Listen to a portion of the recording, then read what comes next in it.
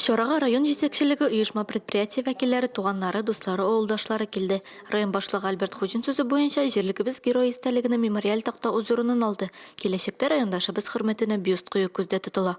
Тұрмышын шулайттырып, батырлықта бейлеп, шын иран толып, өз тұрмышын өткен кіші. Біздің біріндей қылыққа ұстайықларынан тұрған. Татарстанның исімін, Россияның исімін барулеттіріп, евары көтеріп, енді батырлар болып қалдылар. Біздің ерек талашылар, қарашылар. Қатнашушылар геройны бары тек яқшы сөздер білен генә еске алды. Илмирның сыйныф жетекшісі милли көрәш бойынша тренері егет білен ғорурлығын жеткірді. Истәлеклі шораға Илмирның балашақ дуслары да келді. Геройның әтиенесі оларының ғойласын хөрмәтләп, қойғыларын ортақлашып истәлеклі шораға келген һәркемгә рәхмәтләрен жеткірді. Рәхмәттән башка бер сүзем дә юк.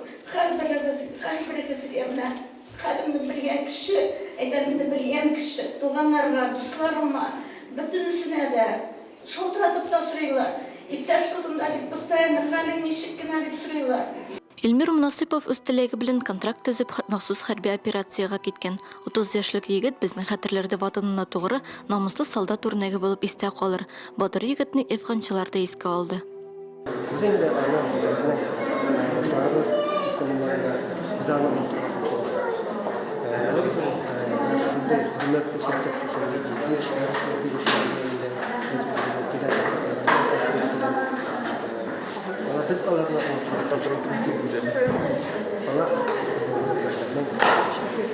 Илмир Мунасипов истәлегенә мемориал тақта ташлар мәдәният йортына куелды.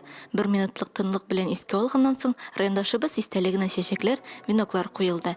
Рамиля Сәлимова, Динар Нуруддинов, Муслим телевидениесе.